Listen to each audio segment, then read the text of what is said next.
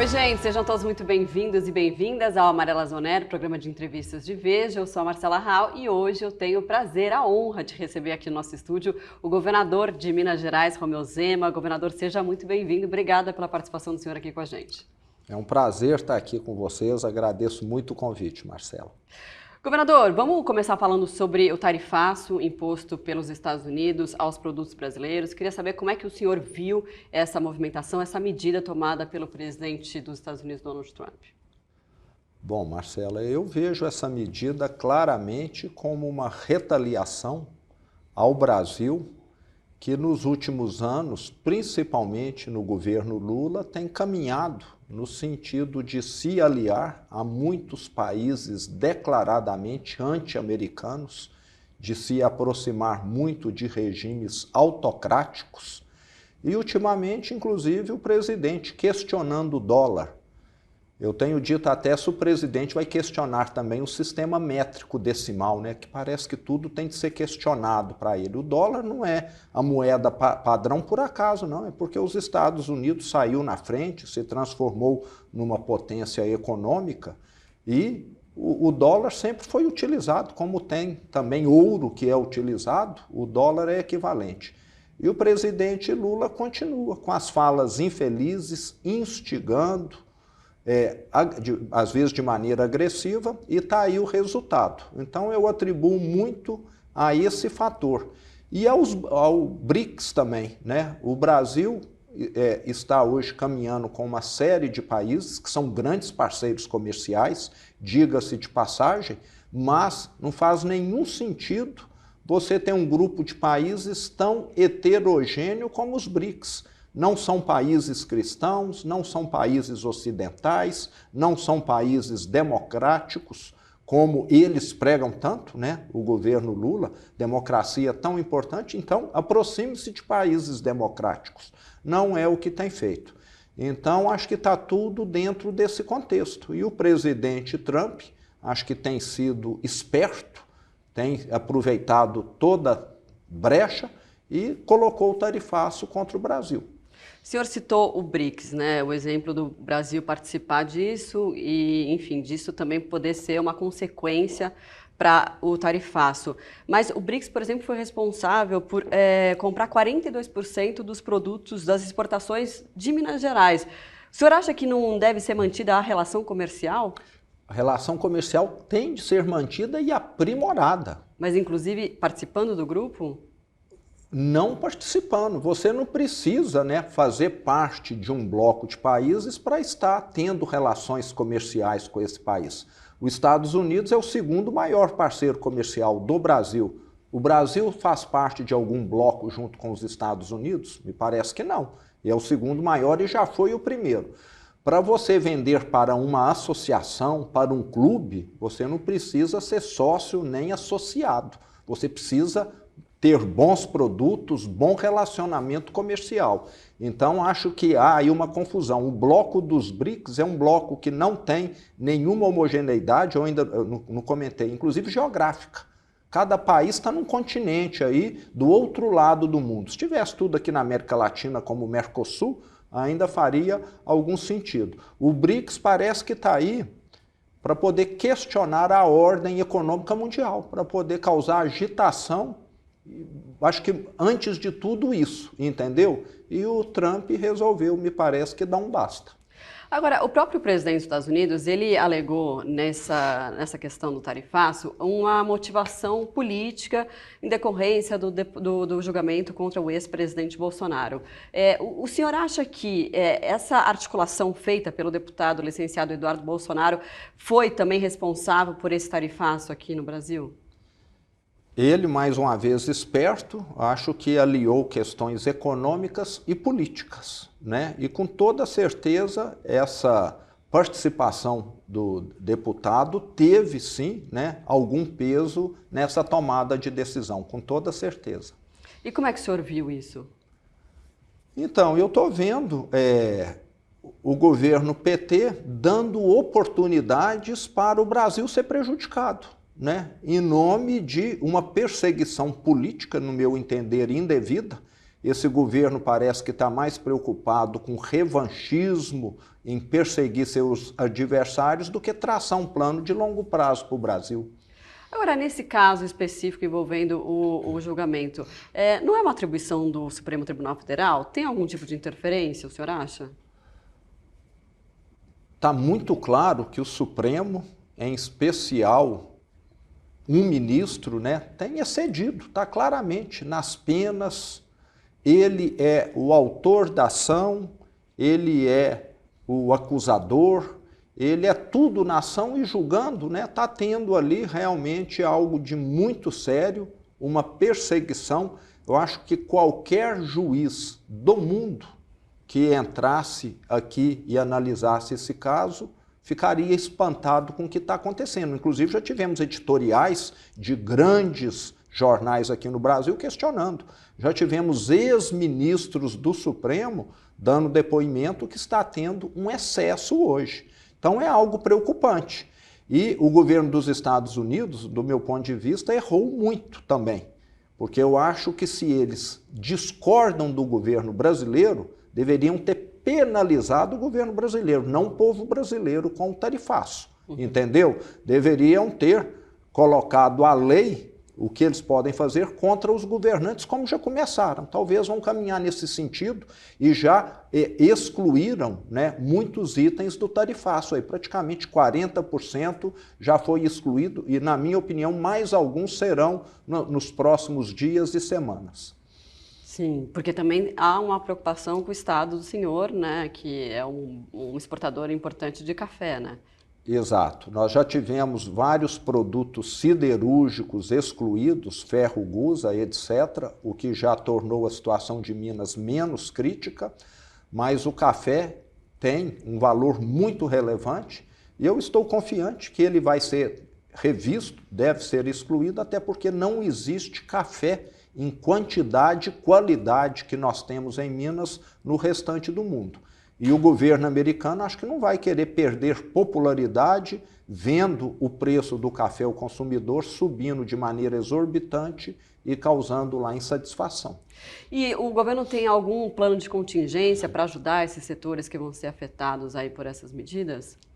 Vários planos. Eu vou te citar dois aqui que são os mais recentes. Nós disponibilizamos para os empresários, para os setores afetados, uma linha de crédito subsidiada no valor de 200 milhões pelo Banco de Desenvolvimento de Minas Gerais, taxa de 0,9% ao mês, muito abaixo do mercado, e disponibilizamos também um aporte de 100 milhões via crédito de ICMS de exportação.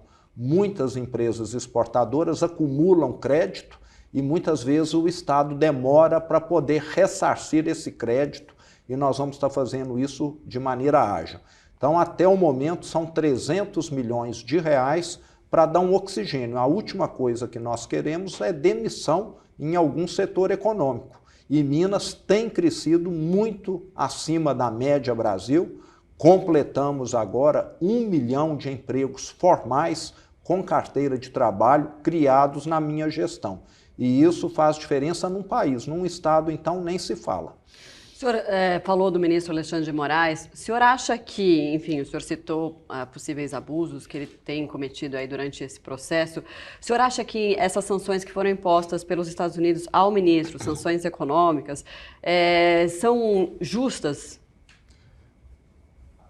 Não me cabe, né, julgar o que um país tem feito, os Estados Unidos. Agora, eles têm toda a condição, né, de falar para as empresas americanas: vocês estão proibidas de ter qualquer prestação de serviço, venda para pessoas que são terroristas, para pessoas que estão sendo uma ameaça à democracia, estão sendo uma ameaça aos Estados Unidos. Eles têm todo o direito de fazer isso. Se alguém falar que isso é intervenção dentro do Brasil, eu discordo. É uma ação americana com relação a empresas americanas. Se você está querendo questionar determinado país, abra mão, então, de comprar seus produtos e serviços. Mas, na minha opinião, isso até é muito mais correto do que o tarifaço, porque vai direto aonde deveria ir, a quem realmente está, né, tomando ações que estão afetando os Estados Unidos. O povo brasileiro não está tomando essas ações, o ministro sim. Sim.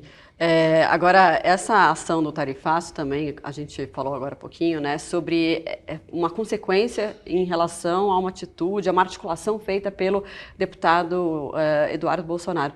O senhor acha que esse foi o caminho correto ou foi um tiro no pé? Marcela, eu sempre, como bom mineiro, sou, né, aberto ao diálogo.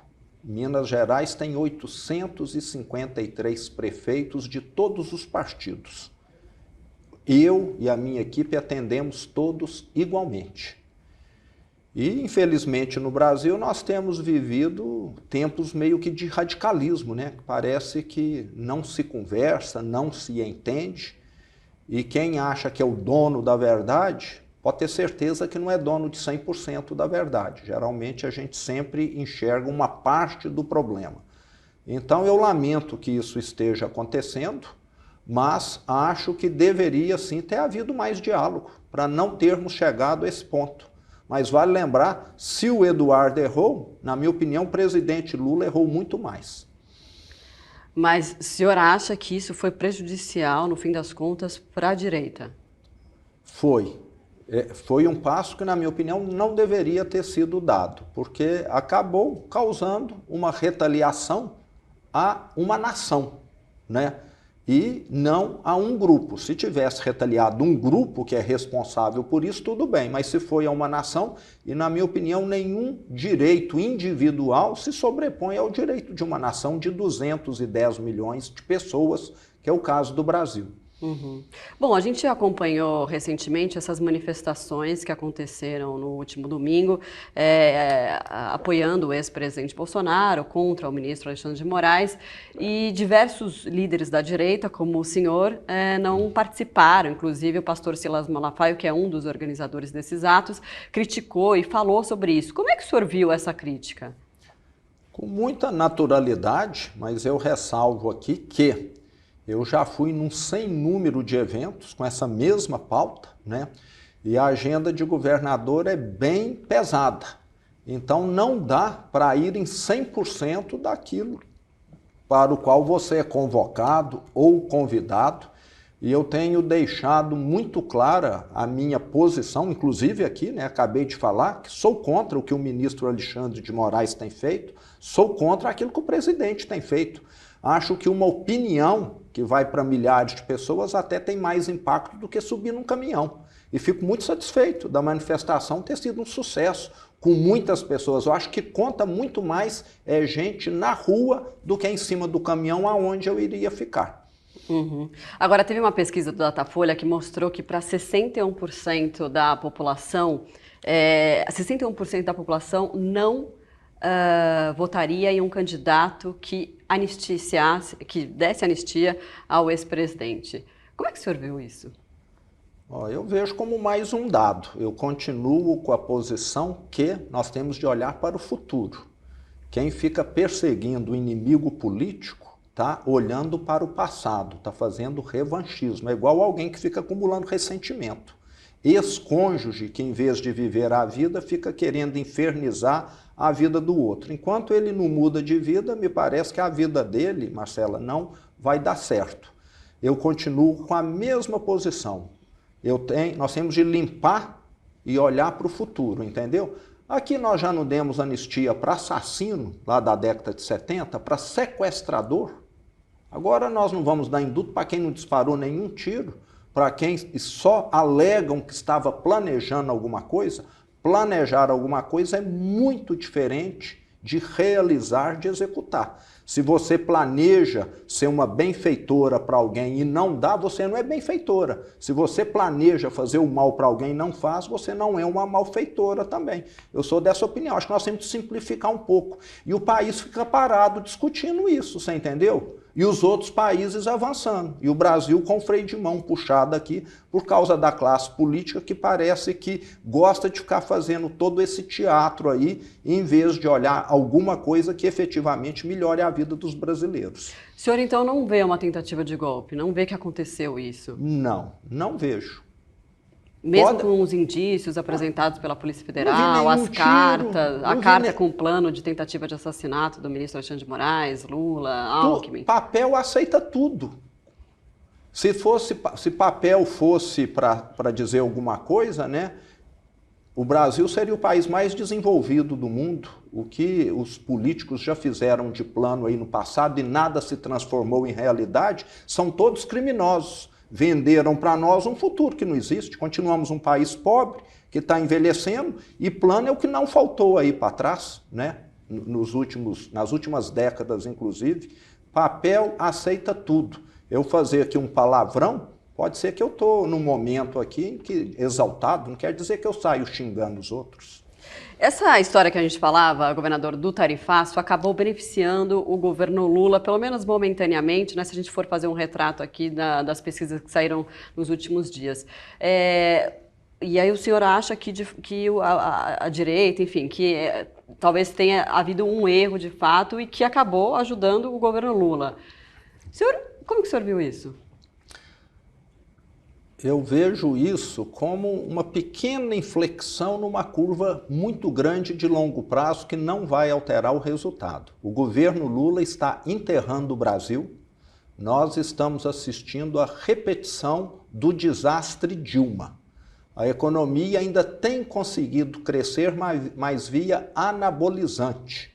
A economia do Brasil ainda apresenta alguns números que não são tão ruins, devido a essa gastança do governo federal, mas que já já vai se transformar num tumor. O Brasil não está crescendo, está inchando. E nós vamos ter logo, não sei, nenhum economista consegue precisar, mas nós vamos ter o desfecho disso. Vai vir mais inflação, juros altos, recessão, desemprego e é a última coisa que nós queremos. 2015 e 2016 o PT conseguiu fazer do Brasil o único país que deu marcha ré no mundo, o único que entrou em recessão. A economia afundou 8%, por causa de impeachment, de mala de dinheiro, de lava-jato, de mensalão, de petrolão, etc. É só aguardar para a gente ver. Isso aí vai ser um pontinho na curva que não afetou a tendência de queda que o Brasil está vendo hoje. O senhor deve lançar sua pré-candidatura em breve, né, à presidência da República. E o senhor já disse que vai até o fim com a sua candidatura, independente dos quem tiver aí no jogo. Inclusive até do próprio, que o ex-presidente Bolsonaro, ele se coloca ainda no jogo, né? Apesar dele estar inelegível, enfim, está correndo esse processo, pode até ser preso. O senhor vai manter sua candidatura? Vou manter. Qual que é a expectativa do senhor? Eu falo que o pior, o mais difícil eu já fiz, né? Que foi ser reeleito governador de Minas. Eu era um total desconhecido, né? Que nunca tinha participado de política. E o que me fez entrar foi a indignação, o inconformismo com que os políticos fazem no Brasil. E em Minas nós provamos que é possível sim fazer diferente. Hoje eu falo que Minas é como se a gente tivesse tirado o Titanic do fundo do mar e ele estivesse navegando hoje, porque o que o PT fez em Minas Gerais foi algo absurdo. Ele simplesmente sequestrou recursos dos 853 prefeitos, alguns renunciaram, outros adoeceram e até suicidaram lá em Minas Gerais. Um estado que deixou de fazer o repasse do ICMS e do IPVA para os prefeitos.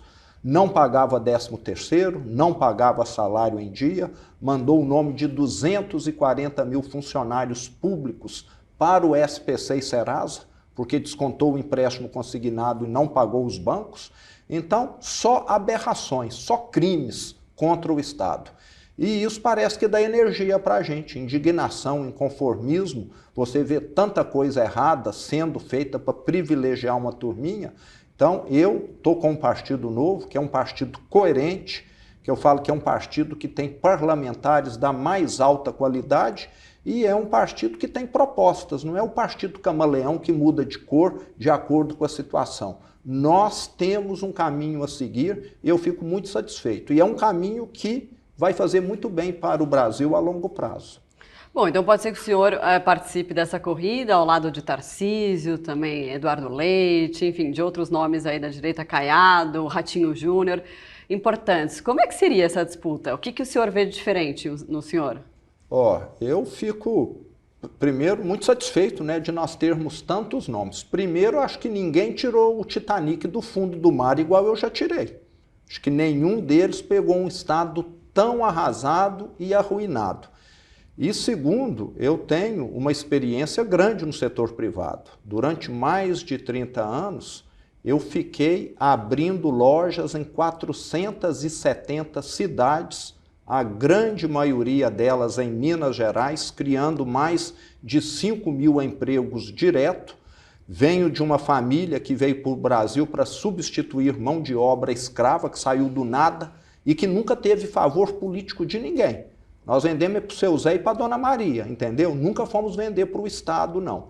Então, eu sou hoje governador de Minas por indignação, por inconformismo com aquilo que o PT fez. Eu comecei a andar no interior de Minas e a professora não pagava a loja porque não recebia salário, entendeu? E não era só a loja, não. Eu não pagava a costureira, não pagava não sei mais quem. O Estado ficou literalmente de joelhos, Minas Gerais. Eu acho que nenhum outro governador teve, né, essa tarefa gigantesca de resgatar um Estado como nós. E mostramos que somos capazes. Por quê? Porque eram 21 secretarias, nós reduzimos para 14, gente selecionada por empresa de recursos humanos. Eu falo que Minas tem mais de 300.000 funcionários, eu não tenho um parente, não tenho um apadrinhado que eu levei do meu circo. Gente competente para fazer a diferença. Exatamente o contrário do que o PT faz.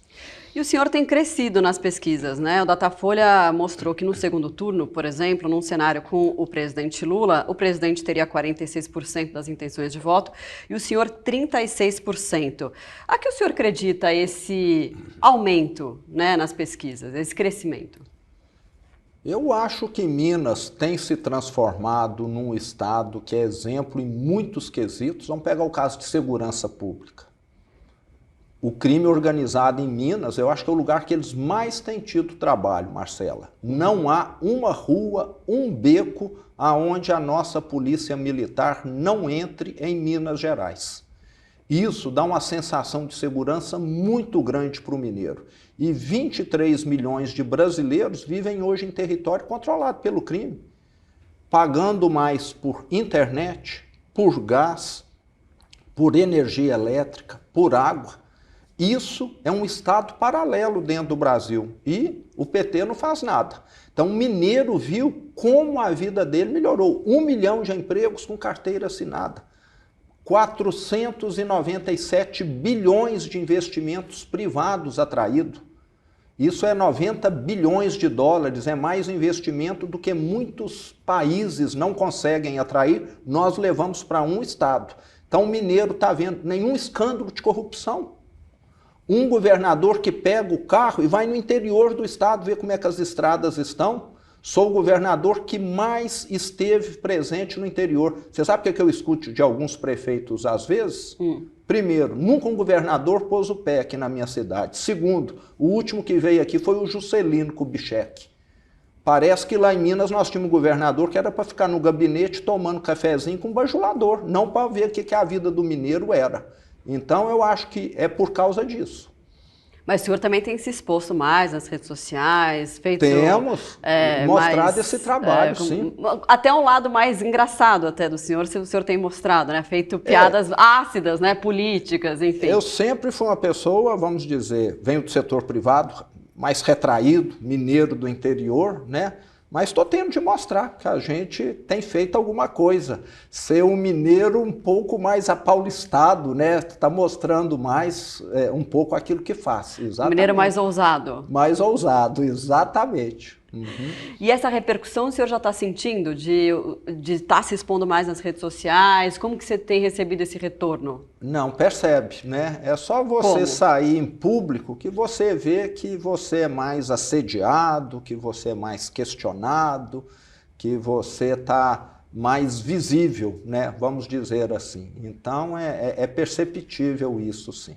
O senhor acha que precisa ter esse tipo de estratégia em momentos como, bom, num cenário que a gente tem atualmente? Sim, é necessário, porque você, num país como o Brasil, do tamanho do Brasil, você precisa ser um pouco mais conhecido, né? Minas Gerais é só 10% do Brasil, mas nós temos lá muita história boa para contar, não só do estado, mas eu também, modesta à parte, me considero um empreendedor. A empresa está lá funcionando, gerando 5.000 empregos direto, profissionalizada, com balanço auditado, entendeu? E até sendo perseguida pelo governo federal, que já mandou lá Ministério do Trabalho, com viatura, querendo fazer alguma coisa, vamos dizer, para a mídia, mas não encontraram nada não, você entendeu? A gente faz as coisas certinho lá. Já vi que tem retaliação desse nível aí por parte do Ministério do Trabalho.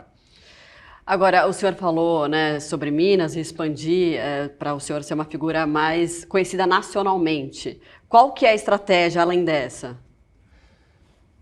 Bom, acho que nada melhor do que você ter um histórico bom para mostrar, né? Eu acho que currículo conta muito. Se você vai fazer uma operação cardíaca e o cardiologista já fez 15.000 cirurgias e tem a menor taxa de óbito, eu acho que você vai estar escolhendo esse cirurgião. E lá em Minas nós estamos mostrando que é um estado que cresce acima da média Brasil, é um estado mais seguro. Ah, outra coisa, saiu aí recentemente o avanço da alfabetização. Adivinha qual o estado em primeiro lugar e o que mais avançou? Minas Gerais. E com um detalhe muito importante, um estado em seríssimas dificuldades financeiras ainda e com 853 municípios para administrar e completamente heterogêneo. O sul do estado é muito diferente do norte, do leste, do Triângulo Mineiro, e isso tudo faz com que a nossa gestão seja ainda mais difícil, mas mesmo assim estamos avançando. O senhor acha que o apoio do ex-presidente Bolsonaro é essencial para levar uma eleição? É importante, sem dúvida alguma. Aquele candidato que ele vier falar, eu estou apoiando, estou junto, com certeza já vai ter uma vantagem sobre os outros, sim. E o senhor conversa com ele? O que o senhor já falou com ele? Então, eu estive com ele recentemente, né? Fui contar para ele em primeira mão que o Partido Novo optou pelo meu nome como pré-candidato à presidência e ele compartilha dessa mesma ideia. Quanto mais candidatos à direita tiver, melhor, porque no segundo turno todos estariam caminhando juntos. Agora, o senhor acha que esse episódio envolvendo o tarifaço, de alguma forma, prejudicou a direita e até rachou alguns segmentos da direita? Eu vejo que criou um ruído, um atrito, um certo desgaste, não resta dúvida, dentro da direita, mas eu vejo que com o passar das semanas, dos meses, isso vai ser superado facilmente, porque a proposta da direita é a mesma. É um Estado mais forte, combatendo o crime, é um Estado com menos corrupção, com mais transparência. Então, acho que aquilo que a direita quer é muito semelhante, não há porque está havendo essas rixas. Isso acontece até com marido e mulher. Uhum. E o senhor formaria a chapa com algum outro candidato? Isso vai depender tudo de situação política, partidária. Mas o senhor não ser a cabeça de chapa, estou querendo dizer. Entende? Eu estou muito acostumado a montar time. Foi o que eu fiz a minha vida inteira. Na empresa, eu contratava os diretores, acompanhava no governo, montamos o secretariado. Então, eu estou muito mais acostumado a montar time do que, vamos, propriamente a ser parte do time. Mas tudo na política é possível. Sim. E diante de tantos cenários, né, de tantos nomes da direita para disputar a próxima eleição, a presidência, o senhor acha que isso ajuda ou atrapalha? Ajuda. Eu falo que se nós tivermos vários candidatos da direita, cada um forte no seu respectivo estado, isso faz com que a votação da direita suba nesses estados. E muito provavelmente boa parte ainda ocorra no segundo turno, mesmo que seja um outro nome, mas haveria uma boa migração. E o senhor acha que Tarcísio deve ser candidato? Ele diz que não, né? Eu aprecio muito, admiro muito o governador Tarcísio, as nossas propostas, acho que o nosso jeito de governar tem semelhança. Ele tem uma reeleição praticamente garantida em São Paulo, é um governador muito bem avaliado, e ele trocar o certo de uma reeleição pelo incerto de uma eleição a presidente é algo que ele tem de colocar muito na balança, o partido dele também, é algo, como eu falo, que só se resolve no último dia, na última hora, que na política é sempre assim, acompanhando os fatos, os acontecimentos. E o senhor, mas se ele fosse, o senhor disputaria contra ele? Certamente, né? Sou amigo dele, como dos outros governadores também, sou, mas eu tenho, vamos dizer, esse compromisso com o meu partido. E alguém da família Bolsonaro? Como é que o senhor vê um nome da família Bolsonaro para disputar a eleição? Bom, o presidente hoje tem 4 filhos, né, que ocupam mandatos. Eu, né, vejo que muito provavelmente eles devem pleitear a reeleição, que seria uma reeleição tranquila, né, devido todo o histórico deles.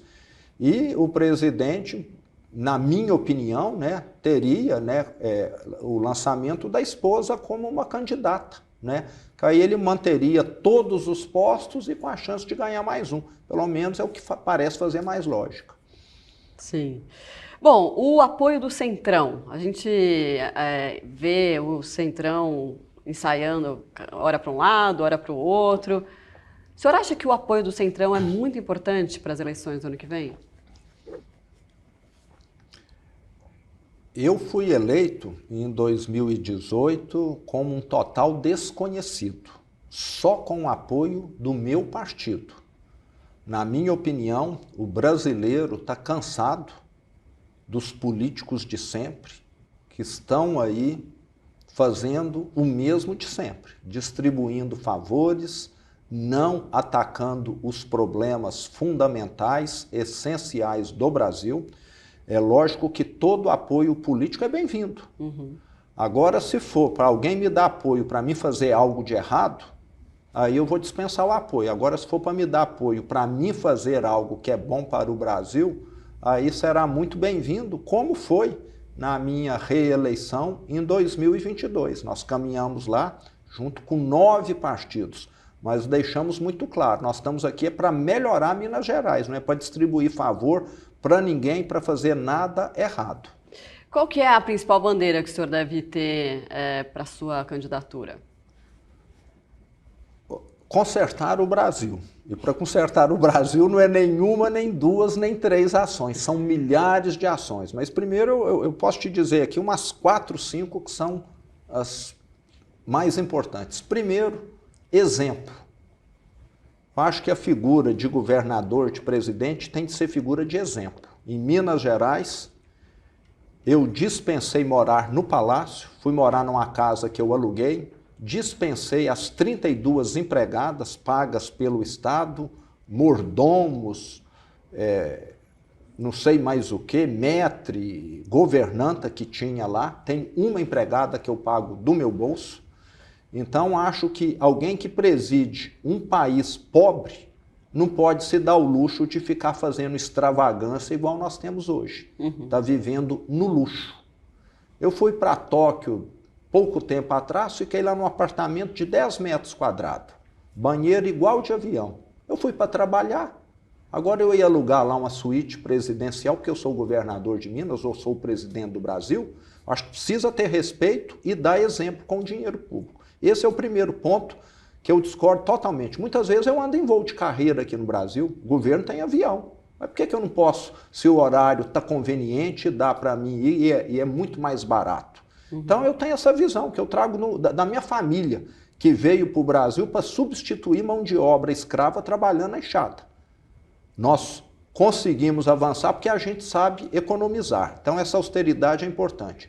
E o segundo ponto extremamente importante é atacar a gastança. Tem o exemplo e tem o lado da gastança. Não é só gastança com o presidente, são os 39 ministérios, são esses projetos questionáveis, né? Gastança em todos os sentidos, as emendas parlamentares que são excessivas, que não são confiáveis, que não têm uma auditoria adequada. Programa social é importante, mas precisa ter uma peneira para ver se realmente não tem fraude, combater a corrupção, o escândalo dos velhinhos do INSS, né? Um governo que não está preocupado, que está até abrindo a porta para a raposa entrar no galinheiro.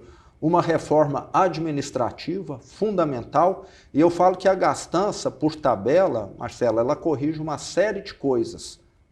Queda na inflação, queda na taxa de juros, e quando a taxa de juros cai, muita coisa é consertada por tabela. Você passa a ter mais investimento privado, as indústrias se modernizam, ficam mais competitivas, a produtividade sobe, você vai consertando uma coisa atrás da outra. E nós temos hoje um governo que gasta e que faz essa taxa ficar nas alturas, impedindo uma série de coisas benéficas para a sociedade. Agora, um ponto também que o senhor sempre cita é a segurança pública, né? Exato. Isso é uma questão aí que o senhor até falou em relação ao seu estado. Agora, tem uma reclamação muito forte ali das categorias polícia militar, civil, em relação à defasagem salarial ou mesmo investimento na infraestrutura, né, das polícias. Qual que é a situação hoje? Hoje, quem entra na carreira militar em Minas Gerais, aliás, das forças de segurança, vamos colocar aí Polícia Civil também, entra hoje com uma remuneração que está bem acima da média Brasil. Não tem exatamente o ranking dos estados, não. Nós passamos a fornecer recentemente um ticket de alimentação que não existia, e isso fez o salário da base crescer até 31%, entendeu? Então, quanto mais alto o salário, menor o crescimento, já que é um valor fixo aí. Mas hoje, a insatisfação, eu posso te dizer que está muito ligado, Marcela, é mais a líderes sindicais, ao pessoal que está sempre procurando mostrar que está fazendo algum trabalho pela classe, mas a base, eu sempre tenho contato, estou sempre no interior, como eu falei, estou sempre próximo, tem visto o esforço do nosso governo, da nossa gestão, e reconhece, e a grande maioria está satisfeito hoje, porque viu que eles tiveram no meu governo, se somar todos os reajustes, um percentual bem acima da inflação.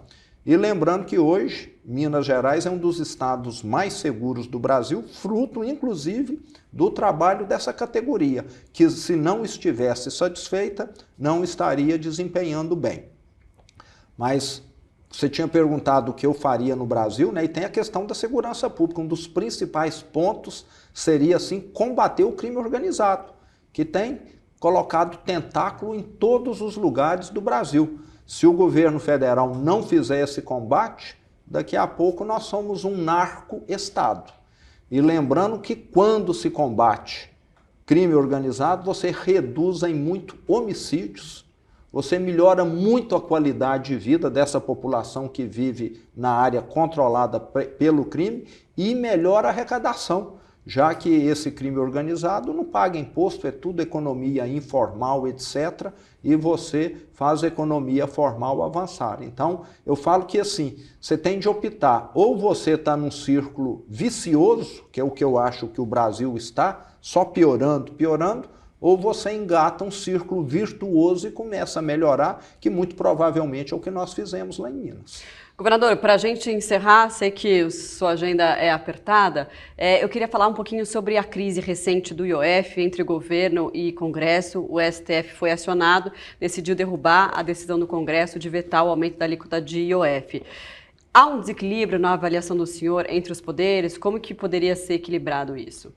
Um desequilíbrio total. Vamos fechar o Congresso então, né? Já que o Supremo pode decidir tudo, você concorda? Né? Pelo que eu estou vendo, o que o Congresso vota não vale nada. Me parece que faltou, né, por parte do Senado, uma coragem de tomar algumas ações mais enérgicas nesses últimos anos aí. Passou a aceitar um pouco, teve de aceitar mais um pouco, teve de tolerar mais um pouco. Estamos aí hoje nessa situação em que o Supremo está se tornando, né, o poder, o judiciário todo poderoso, inclusive invadindo seara de outros poderes. Muito ruim isso para o Brasil. Mas o senhor acha que está nesse nível? Com toda certeza. O caso do IOF é um caso claríssimo. O Congresso vetou o que o presidente Lula fez.